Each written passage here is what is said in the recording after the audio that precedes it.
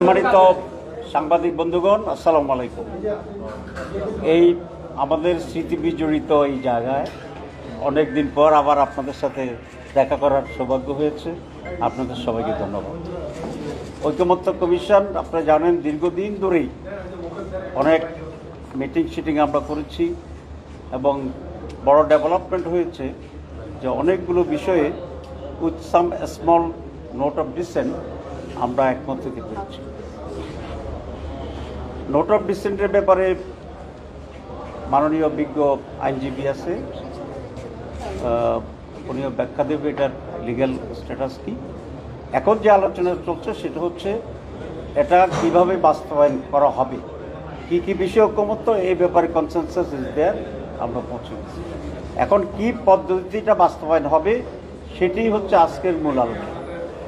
সে আলোচনা চলছে এবং এটা বিরতির পরেও চলবে। 5টি অল্টারনেটিভ প্রস্তাব কমিশনের পক্ষ থেকে দেওয়া হয়েছে সেটা, এবং সেখানে জামাত ইসলামীরও একটি স্পেসিফিক প্রস্তাব দেওয়া হয়েছে। আমরা আশা করি এই 5টি প্রস্তাবের ভিতরে আমরা অনেকটা কাছাকাছি আসতে পারব এবং সেই ভিত্তিতেই এই জুলাই সনদের আইনগত ভিত্তি হবে এবং জুলাই সনদের ভিত্তিতেই আগামী ফেব্রুয়ারির যে নির্বাচন, সেই নির্বাচন অনুষ্ঠিত হবে। এখন যে 5টি প্রস্তাব দেওয়া হয়েছে সেগুলোর ব্যাপারে সংক্ষিপ্তভাবে আপনাদের সামনে তুলে ধরবেন আজকে আমাদের টিমের অন্যতম সদস্য, সুপ্রিম কোর্টের স্বনামধন্য লয়ার জনাব অ্যাডভোকেট শিশির মণ্ডল। হ্যাঁ, যে 5টি প্রস্তাব দেওয়া হয়েছে এগুলোতে আলোচনা চলছে, আমাদের বক্তব্য এখানে এখনো উপস্থাপন করা হয়নি। আমরা যে প্রস্তাব বলেছি স্পেসিফিক্যালি, সেই প্রস্তাবটি হলো একটি বিশেষ সাংবিধানিক আদেশ জারি করা, অর্থাৎ ঐকমত্য কমিশন যে সমস্ত বিষয়ে একমত পোষণ করেছেন সেই বিষয়গুলো যেগুলো সংবিধানের সঙ্গে সাংঘর্ষিক সেগুলো একটি স্পেশাল সাংবিধানিক আদেশ জারি করে স্পেশাল সাংবিধানিক আদেশকে ওই ক্ষেত্রে, শুধুমাত্র ওই ক্ষেত্রে সংবিধানের উপর প্রাধান্য দেওয়া, বাকি সব ক্ষেত্রে সংবিধান যেমন আছে তেমনই থাকবে।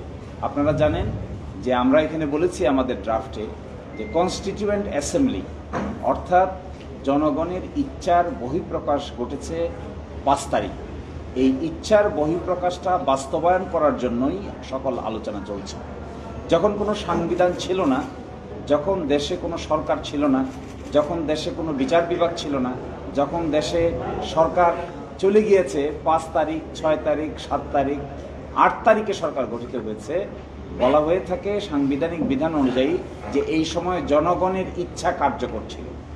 এই জনগণের ইচ্ছাটাই হলো বাংলাদেশ সংবিধানের অনুচ্ছেদ 7 অনুযায়ী Solomon expression of the will of the people.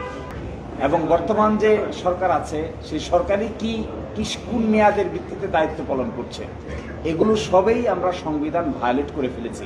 আমরা দেখি, আজকে দেখাবো 57টা অনুচ্ছেদ, সংবিধানের অনুচ্ছেদ 153-153-র মধ্যে 57টা অনুচ্ছেদ ইতোমধ্যে অকার্যকর হয়ে গেছে।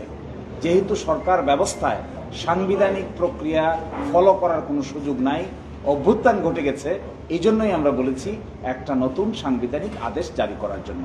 এছাড়াও আরো কয়েকটা পদ্ধতির কথা আলোচনা হয়েছে। কেউ বলছেন নতুন সংসদে এসে করবেন, এরকম একটা অপশন।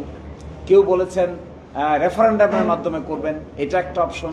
কেউ বলেছেন রাষ্ট্রপতির মাধ্যমে অর্ডিন্যান্স জারি করে করবেন, এটা একটা অপশন। আর কেউ বলেছেন 106 অনুচ্ছেদ অনুযায়ী সুপ্রিম কোর্টের কাছে মতামত চাওয়া, এটা আরেকটা অপশন। এই 5টা অপশনের মধ্যে আমরা যে অপশন নিয়ে আজকে আলোচনা করেছি, ড্রাফট জমা দিয়েছি এবং আলোচনা করব, সেটি হলো বিশেষ সাংবিধানিক আদেশ জারি করে আগামীতে সংবিধানের উপরে বিশেষ সাংবিধানিক আদেশকে প্রাধান্য দিয়ে সেটা 5ই অগস্ট থেকে কার্যকর দেখানো। তবেই সেটা সংবিধানের যে সমস্ত ভ্যাকুয়াম এখন দেখা যাচ্ছে, এই ভ্যাকুয়ামগুলি ফুলফিল করে সম্মুখ পানে অগ্রসর হওয়া সম্ভব। বাংলাদেশ জামাত ইসলামীর পক্ষ থেকে এই প্রস্তাবনাকেই আমরা তুলে ধরেছি লিখিতভাবে, এটা আমরা মৌখিকভাবে উপস্থাপন করব।